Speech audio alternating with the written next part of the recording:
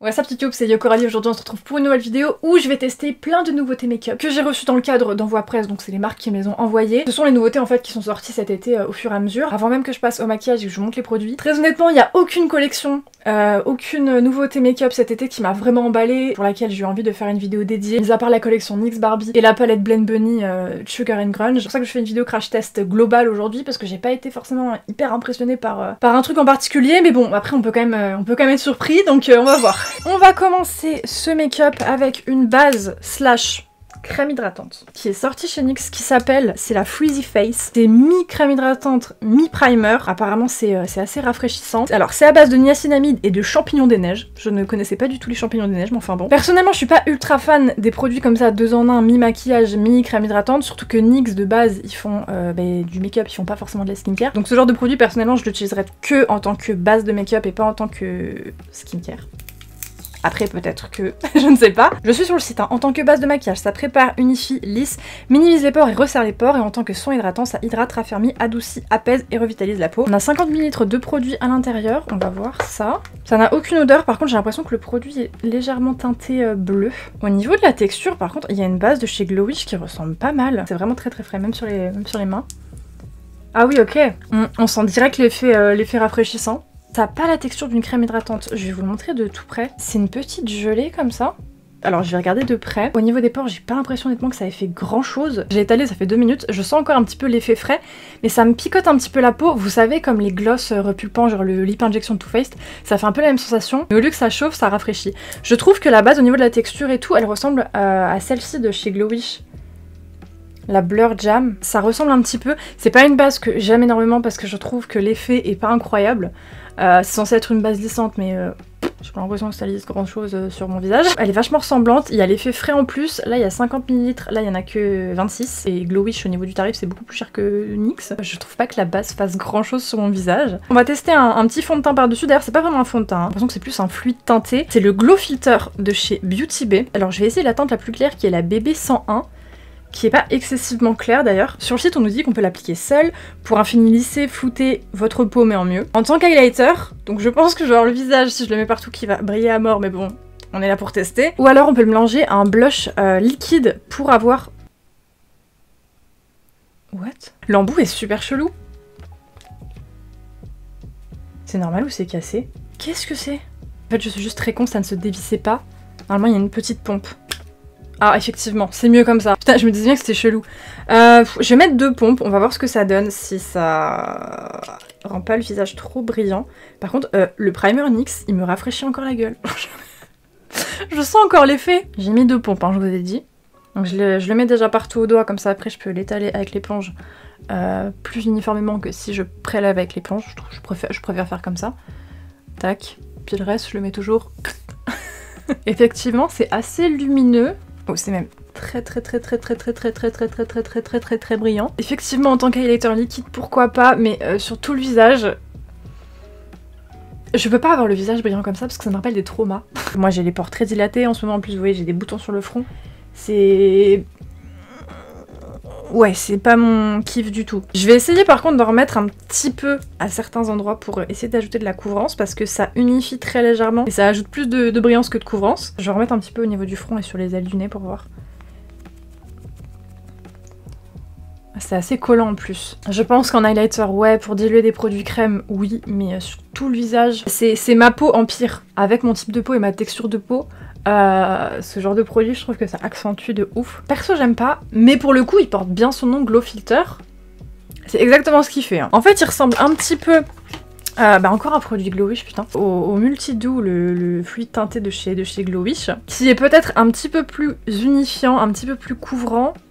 Et dans mes souvenirs, il est brillant, mais pas autant que ça. Je vais peut-être faire un swatch sur ma main pour voir, genre moitié-moitié. Vous voyez que le Beauty Bay, c'est full en transparence, alors que le produit Glowish, c'est plus couvrant quand même. Hein.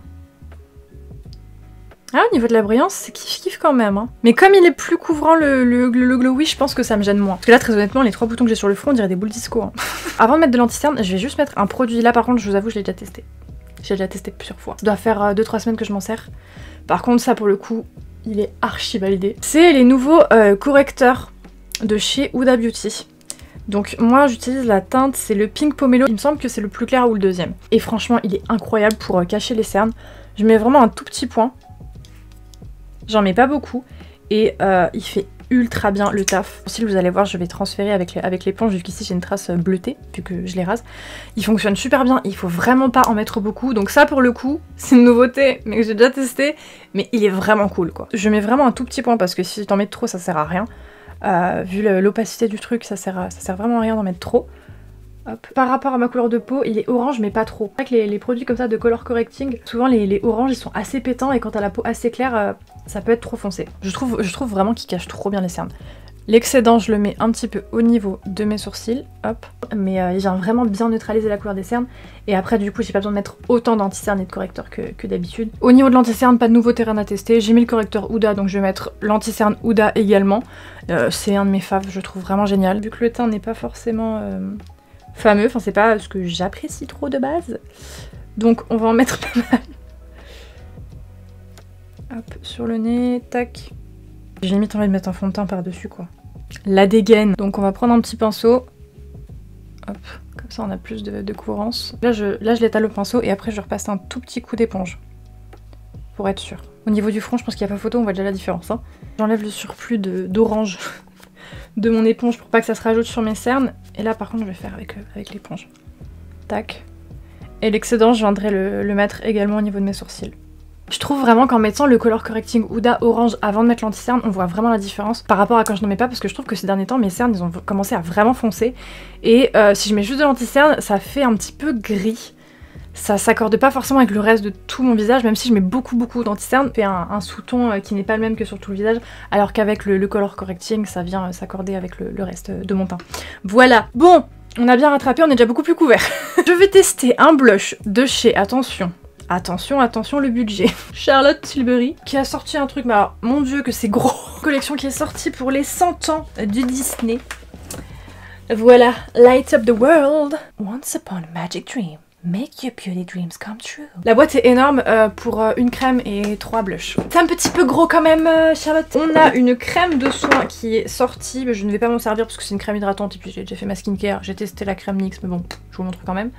Avec des petits strass. Pour cette collection, je rappelle Disney. 3 petits sticks highlighter et blush. Sous ce format là, je pense que si je vous les montre, clairement sur TikTok c'est du harcèlement. Je pense que ces blushs là, Charlotte Tilbury, pas forcément la collection Disney, hein, mais quand ils sont sortis, je les ai plus vus que ma mère. C'est vraiment sur TikTok, c'est la folie. Hein. C'est un blush liquide, calmez-vous 2 secondes. Donc voilà, il y a cette petite collection qui est sortie pour les 100 ans de Disney, avec la fée Clochette dessus. Je trouve ça mimi, mais alors... je trouve que c'est pas grand chose, non? Pour les 100 ans de Disney, je trouve que la collection elle est un peu... Elle est pas transcendante, hein. On va essayer quand même. Alors on a 2 teintes, une dorée, une un peu plus bronze, ce sont des highlighters, et on a celle-ci qui est rose gold, qui est commercialisée en tant que highlighter blush. Donc je vais mettre celle-ci, et si jamais ça brille pas assez, comme si j'avais le visage qui ne brillait pas assez, je mettrai un des 2 autres par-dessus, mais j'ai déjà essayé le rose gold, donc c'est la teinte pink. Voilà, pourquoi faire simple quand on peut faire compliqué? Non, du coup, pourquoi faire compliqué quand on peut faire simple? Ce petit produit, tu appuies dessus, normalement ça se met dans la mousse. Le système ressemble fort à l'anti-cerne de chez Maybelline, le anti-âge je crois. C'est pareil en fait. Hein. Donc on va faire des petits points. Sur TikTok apparemment... Oh my god, that's so pigmented! Les gens aiment bien faire des caisses un peu pour tout et n'importe quoi. Alors, on va blender le tout. En vrai de vrai, c'est ultra beau. La couleur est sympathique. Elle me faisait un petit peu peur comme ça. Mais non, ça fait un joli rose. Non, non, c'est joli, c'est joli. Je m'excuse Charlotte. Ok, non, c'est joli, c'est joli, c'est joli.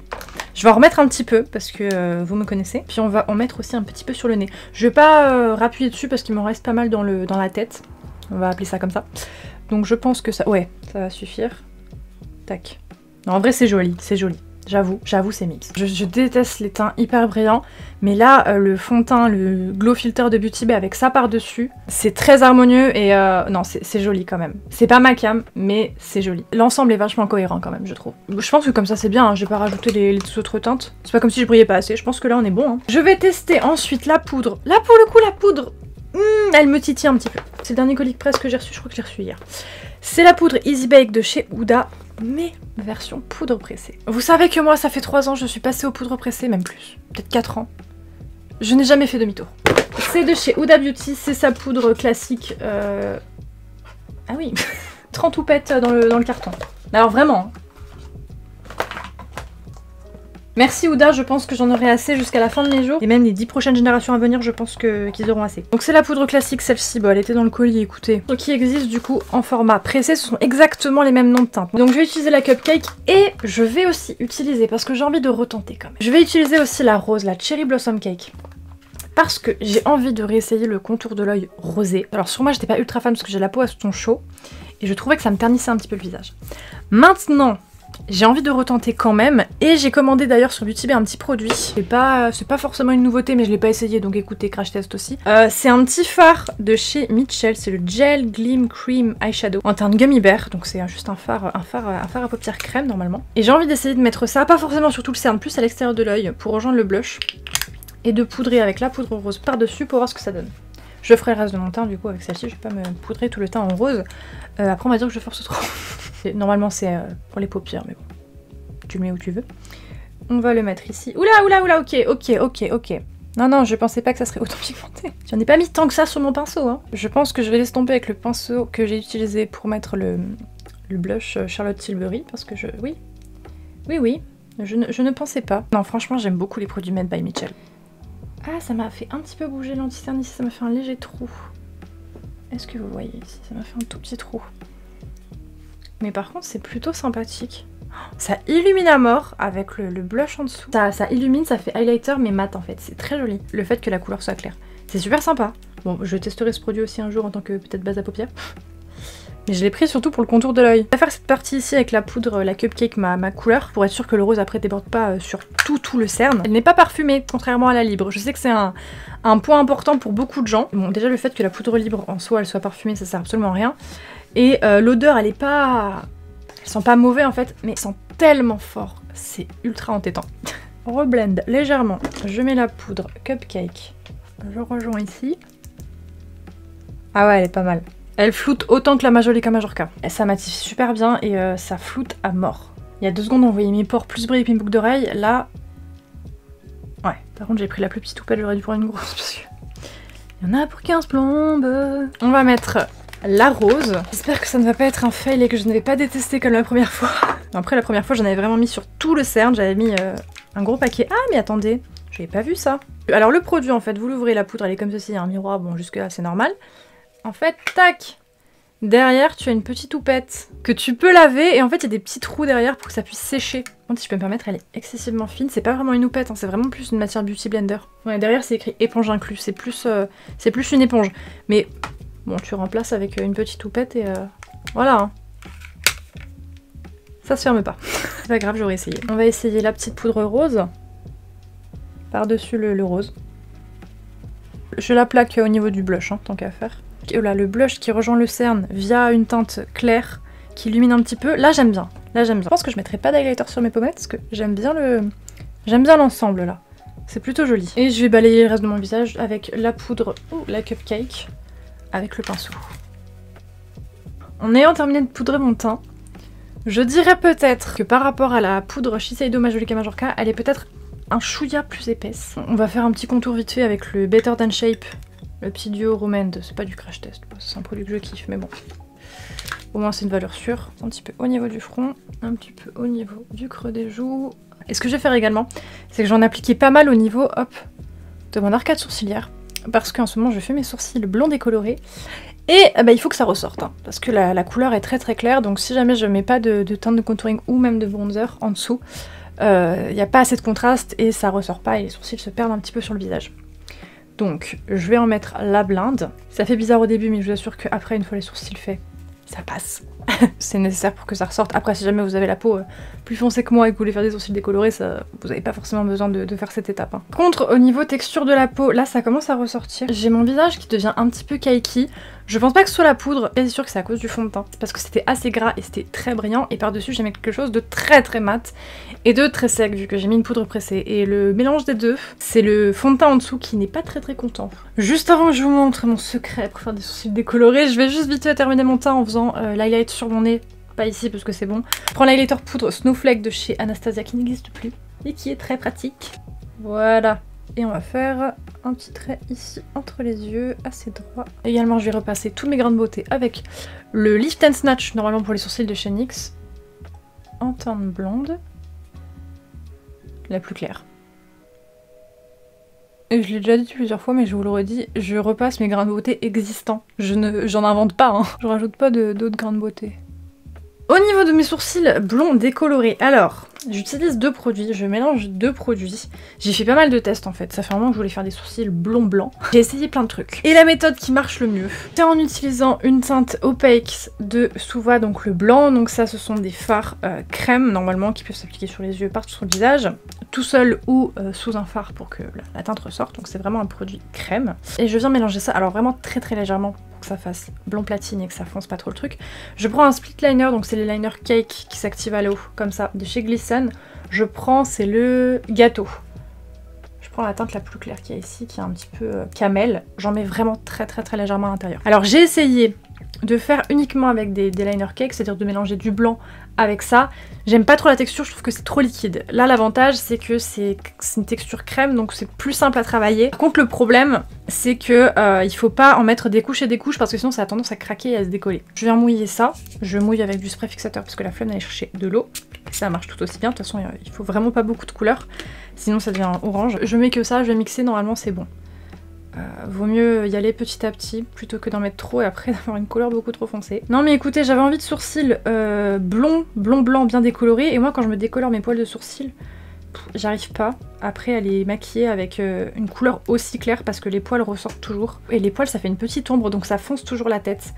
Donc bref, j'ai tout enlevé et ça fonctionne vachement bien comme ça. Je vais faire un petit trait. Alors ça fait vraiment pas longtemps que je fais les sourcils comme ça fait peut-être 10 jours. C'est vraiment tout nouveau, mais franchement j'adore. J'ai testé ça la première fois en me disant ce sera juste pour un look, pour un make-up, et j'ai tellement kiffé que depuis, ça fait 1 semaine et demie, je ne fais que des sourcils comme ça. Je n'ai pas refait de sourcils classiques depuis. Après honnêtement, j'aimerais bien trouver un produit déjà fait, que je n'ai pas besoin de mélanger. Je vais enlever l'excédent sur mon pinceau, je vais vraiment garder un tout petit peu de produit. Quasi rien, et je vais juste un peu fondre la tête. Je vais faire des tout petits traits. Et là je pense que vous voyez bien l'intérêt d'avoir foncé l'arcade sourcilière. Hein. Ici vous voyez le contraste qu'il y a. Et on part sur l'enfer sur terre, aka le deuxième. J'espère que vous voyez bien la couleur, mais c'est très clair, mais c'est vraiment pas blanc. Je vous mets ce produit qui est vraiment blanc à côté, vous voyez. C'est très clair, mais c'est vraiment blanc platine, c'est pas blanc. Nous allons passer au maquillage des yeux, les amis. Je vais vous présenter les 2 collections qui me sont parvenues récemment. Je pense que c'est la collection que je vais utiliser dans la vidéo du jour. Kaleidos a sorti une nouvelle collection de maquillage qui est plutôt sympathique. Le problème, c'est que c'est quasiment les mêmes palettes qui avaient déjà sorti l'année dernière. Voilà. Ils ont tout bonnement recyclé leurs propres produits. C'est une collection comme ceci. Et dans cette collection, nous avons 2 palettes, la Venus Trap et la Twilight Rush. La Venus Trap, c'est une palette plutôt neutre. Comme ça, c'est un petit quad de fard à paupières qui, au demeurant, chez eux, sont vraiment cool. Maintenant, je vais vous montrer ceux qui nous avaient sortis l'année dernière, il y a 2 ans. Et la palette Venus Trap, qui est plutôt violette. Violette bleutée, comme ça. Bon, elles sont très jolies, elles sont très sympathiques. J'aime beaucoup les fards irisés, en tout cas, chez eux. Celle-ci et celle-ci, elles ont copié, elles ont donné celle-ci. Bon, ok, le violet est beaucoup moins froid, mais... on reste dans la même vibe un petit peu, je trouve. Et les 2 autres, c'est génial, il y a un phare qui vient juste de quitter le pan. Et qui a atterri sur mon pied. D'ailleurs, ces fards ressemblent à celle que je viens de montrer juste avant, la violette. Également. Il y a ce phare qui vient de quitter la terre et qui est sur mon pied. Je suis dégoûtée. Qui, du coup, ont donné celle-ci, qui est effectivement un petit peu plus froide, mais franchement, et ça fait 3 années de suite qu'ils sortent des collections comme ça avec 2 palettes. Et à chaque fois, c'est une palette de neutre et une palette un petit peu soit foncée, soit violacée. C'est un petit peu dommage. D'ailleurs, dans cette nouvelle collection, il y a également des blushs qui, franchement, soit il n'y a pas de couleur, soit les couleurs sont déjà sorties. L'année dernière également. On est sur des blushs avec ce genre de teinte qui du coup ne se voit que très peu. Et sinon là on n'est pas sur un produit qui est sorti cet été, pardon, c'est un produit qui est sorti pour la rentrée. Enfin il me semble qu'il est sorti fin août, mais c'est pour la rentrée. Beauty Bay a sorti une nouvelle palette et ils ont voulu faire de l'originalité puisqu'ils ont sorti pour la rentrée une palette de fards marron et bordeaux. Voilà, pour l'automne on est vraiment sur une très grosse prise de risque. Donc franchement, je vais quand même me maquiller. Je pense que je vais me maquiller plutôt avec les palettes Kaleidos. Je vais peut-être piocher 2-3 fards dans la palette Beauty Bay qui s'appelle Rich. Faire un maquillage un petit peu dans les tons violets je pense. Et on va essayer de faire quelque chose de sympathique quand même. Voilà, je sais que la qualité des fards, que ce soit Kaleidos ou Beauty Bay, c'est excellent. Maintenant sur les deux collections que je viens de vous montrer, il n'y a pas une prise de risque de malade. Hein. Donc je mets ma petite base à paupières. Hop. Je vais en mettre pas mal hop, ici proche de mon nez, que j'ai envie de mettre beaucoup de fard ici, vous allez voir. Je vais tenter un petit truc. Pourquoi pas. Je suis pas hyper inspirée par les deux collections, les trois palettes, mais on va essayer quand même de faire quelque chose de sympathique. Je vais commencer par le petit quad violet de chez Kaleidos. Non, franchement, les couleurs sont très jolies, mais juste dans l'idée, je trouve que c'est trop proche. Je vais prendre ce petit violet un peu parme, que je vais appliquer vraiment proche de mon nez en fait. Je vais faire un demi-cercle, que je vais venir fondre juste après. Hop. D'ailleurs, sur ma peau, je trouve que le violet ressort plus que dans la palette là, il paraît limite un peu blanchâtre. Là on voit la couleur ressort beaucoup mieux. Je descends un petit peu sous mon œil, en dessous du coin interne. Je vais venir estomper la couleur encore plus proche de mon nez. Alors là vous devez vous dire mais qu'est-ce qu'elle fait? Elle se donne un air fatigué. Et là je vais reprendre ma base à paupières. Et je vais venir délimiter un arc de cercle, un début de cut crease en fait. Puis je vais reprendre aussi au niveau du coin interne et juste en dessous de l'œil. Tac. Et en dessous également. Et là du coup je vais venir poser un fard irisé. Ils sont assez foncés ceux de la palette violette donc je vais pas prendre ceux-là.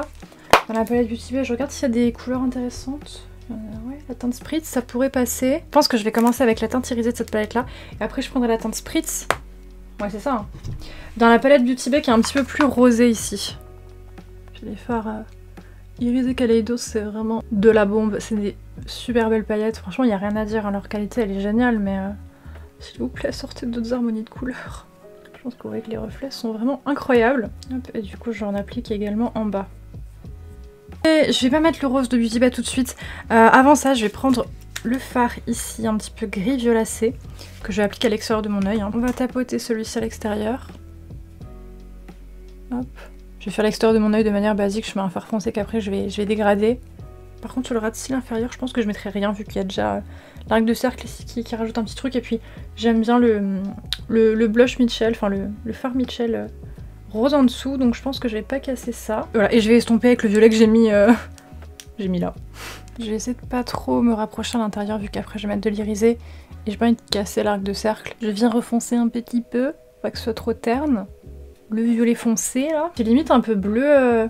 bleu jean, non. Et là du coup je vais mettre ma dernière teinte, le fard irisé rose de la palette Beauty Bay Rich. Pas froid, pas du tout même, ça va pas aller du tout en fait. En fait il est beaucoup plus foncé sur le pinceau que dans le pan. Ça va pas aller du tout en fait. C'est pas grave, je vais prendre le foncé ici. Tant pis, si ça se trouve il est un peu en transparence. Oui, je peux le mettre un peu en transparence. Bon bah ça ira du coup. On va le mettre ici. Ouais voilà, comme ça lie bien le tout ensemble. Bah du coup je me suis pas du tout servi de la palette Beauty Bay, désolée. C'était full Kaleidos. Il y a un peu de chrome le violet j'ai l'impression. J'aimerais bien accentuer mon arc de cercle avec un liner pailleté. Est-ce que j'ai un liner pailleté argenté doré qui n'est pas mort? Très bonne question. J'ai ce liner Mitchell qui date de l'an 1930, c'est même pas Mitchell made by Mitchell, hein. C'est la collab Mitchell Beauty Bay qui n'existe plus, mais bon écoutez ça fera super bien le taf. Donc je vais venir accentuer ma forme, c'est le médaille, c'est un doré mais froid. Ça je viens accentuer mon truc. Peut-être falloir que je repasse plusieurs fois pour avoir une opacité. Parce que là ça se fond un petit peu avec le fard. Je vais faire mon trait de liner habituel et après on va tester des mascaras. J'en ai deux à tester, donc écoutez on va faire un mascara sur chaque œil. Au pire des cas, si jamais le résultat n'est pas du tout le même, je contamine des fossiles. Donc ça cachera la misère. Au final je pense que je vais quand même faire un ras de cils inférieur parce que là je me vois avec le mascara, n'importe quoi. Avec le liner, je vais mettre un tout petit peu de bleu juste à l'extérieur pour rejoindre mon liner. Le make-up est plus logique comme ça. Je viens de recouvrir mes cils, on va passer au mascara. Donc on a le High Key de chez Beauty Bay, qui est un mascara qui donne du volume, ultra noir, crée un volume instantané, effet panoramique, il nous dit d'appliquer 2-3 couches. Et on a le mascara Huda Beauty One Coat Wow, qui du coup ne nécessite normalement qu'une seule couche pour être pas mal. Et c'est un mascara effet volumateur et liftant. Je vais commencer par le Huda, sur l'œil gauche. On va mettre vraiment qu'une seule couche. Alors déjà la brosse est en picoplastique, c'est un très bon point, c'est mes brosses préférées. Et la texture du mascara, j'aime bien parce que c'est une texture épaisse, j'aime pas les mascaras genre trop liquides. Les mascaras trop liquides franchement j'arrive pas, je trouve que ça tient pas, il y a rien qui se dépose. Limite je préfère quand ils sont un petit peu vieillis. Là la matière elle est assez pâteuse donc J'aime bien. Beaucoup de matière qui s'est déposée, les cils sont bien noirs. On va essayer le Beauty Bay à côté. C'est aussi une brosse en pico plastique. Beauty Bay c'est le noir et Huda Beauty c'est le rose. Huda Beauty, vous voyez, elle a une forme convexe. Alors que le Beauty Bay c'est une brosse classique. Le Beauty Bay, les picots sont un petit peu plus épais, j'ai l'impression. Il dépose un peu moins de matière, celui-ci. Et c'est ouf parce que visuellement, j'avais l'impression qu'il était encore plus pâteux que l'autre. En tout cas, quand on regarde la brosse, on voit le produit tout épais. Et là, j'ai pas l'impression que ce soit ultra pâteux. Par contre, la brosse, comme l'autre, j'adore. Bon, par contre, si je le mets comme ça, je pense que on voit aucune différence. J'ai tendance à préférer la texture du mascara Huda. Maintenant, ça justifie pas la différence de prix entre les deux. J'ai l'impression que le Huda, ouais, comme il est plus épais, la matière se dépose beaucoup plus vite. Mais du coup, dans le temps, je me dis, les Huda, ils risquent de devenir tout secs hyper rapidement en fait. De l'autre côté, le Beauty Bay, il faut que j'insiste un petit peu plus. Très franchement, j'ai mis 2 couches de chaque côté. Est-ce qu'on voit une différence? Est-ce que ça se voit que j'ai utilisé 2 mascaras différents? Pas du tout. Donc bon, je n'ai pas grand chose à dire, si ce n'est oui, ce sont des mascaras. Ma préférence irait pour le Huda, mais le Beauty Bay il ressemble quand même pas mal. Mascara pas mascara, dans tous les cas je viens de coller des faux cils, donc on ne voit plus du tout mes cils. On s'en tape donc. Je vais coller 2-3 petits strass. En dessous ici. Oh non, non, non, non, non, non, non, non. J'ai une meilleure idée. Attendez, c'est lequel le sourcil qui descend le plus? Celui-là. Donc ouais, on va rester sur celui-là. Non, je vais faire un autre truc. Vous savez quoi? Je vais me faire un piercing à l'arcade. J'ai perdu la pince à épiler que j'aime bien, du coup j'ai du mal à décoller les trucs. J'espère que ça va pas être trop gros les strass. Parce qu'ils sont assez imposants. Ouais, tant pis. Ce sera un gros piercing à l'arcade, c'est pas grave. C'est cute! Non, je vais rester comme ça, j'aime bien. Je vais juste faire des petites étoiles parce que je les ai pas faites. Tac. Du coup, l'autre, je vais la faire symétrique. Ici, j'espère. Ouais, à peu près. Non, elle est plus basse, c'est pas grave. Au niveau de la bouche, je vais tester les nouveautés, les nouvelles huiles de chez NYX qui sont vraiment sorties au tout début de l'été. Je me demande si c'est pas sorti mi-juin, début juin peut-être, je ne sais plus. Ce sont les Fat Oil Lip Drip. Il y a énormément de couleurs. Donc c'est mi-huile, mi-gloss. En fait le nom c'est Fat Oil mais derrière c'est écrit Lip Gloss. Donc écoutez, ce sont des gloss à base d'huile. Pourquoi pas, je vais peut-être mettre un petit crayon contour avant de les appliquer comme ça. Il y a des couleurs sympas par contre, genre il y a un rose pailleté là que je pense utiliser. C'est quoi la couleur? Supermodel. She's a 90s supermodel. Je vais mettre quoi en crayon? Est-ce que je mettrais pas un crayon super foncé? Ouais, je vais faire ça. Os Laboratories MDR. La marque elle a eu le temps d'être reboot. Que j'ai encore le premier crayon. Il n'existe plus, tant pis pour vous. C'est le RIP Lip Liner. Ah non, RIP Lip Liner, la teinte c'est Slayer. Ah oui, pardon. On est en musique, dis donc. Måneskin, Lady Gaga, Slayer. Eh bah... ah, je la pensais plus foncée, c'est pas grave. Oui, c'est le vampire, je me rappelle du coup. C'est le vampire. Je vais juste faire le contour du coup, je vais pas faire mon ovale et tout. Parce qu'après je vais mettre l'huile et il va être en transparence. Bon, il s'applique de manière un petit peu inégale, mais bon, c'est pas grave. Je suis repassée 50 fois parce que le truc, en vrai ça fait des morceaux là. Ça m'emmerde un peu parce que je vais faire un contour assez fin. Je vais un peu l'ombrer au pire avant de mettre le gloss. Je vais prendre un pinceau, je vais un petit peu étirer le truc vers l'intérieur. Parce que de base je vais faire un contour foncé tout fin. Bon, c'est pas grave, je vais prendre le brun foncé de Huda là. Je l'ai mis la semaine dernière. Very Berry, c'est celui-là? C'est pas Rich Brown ou je sais plus. Rich Brown, ouais. Je vais mettre celui-ci. Voilà. Et du coup, je vais mettre l'encre à lèvres là. Attendez, l'encre à lèvres, n'importe quoi. L'huile pour les lèvres. Je crois qu'elles sont pas censées être opaques, du coup, je vais quand même swatcher. Il n'y a pas une couleur qui matcherait peut-être mieux que mes yeux au final et mon contour. Parce qu'il y en a une qui est violette très foncée. That's chic. Lui, il a teinté l'embout en bleu par contre. Hein. Pas grosse diff par rapport au rose. C'est vraiment pas très pigmenté. Ouais, la couleur, franchement... elle se voit pas vraiment. J'ai un bout de peau morte qui pendouille là. Vous pouviez pas me le dire. Par contre, ça sent le raisin, j'ai l'impression. Ça sent divinement bon. Si, au final, c'est mimes. J'ai 50 couleurs sur la bouche, mais bon.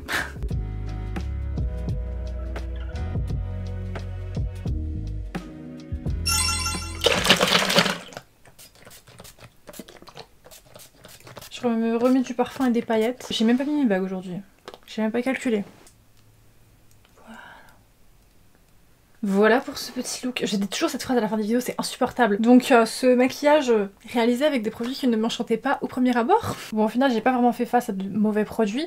C'est juste, grosso modo, surtout au niveau du teint, je pense, c'est le fond de teint là qui me nique tout mon make-up. Je sens qu'il bouge déjà et il brille.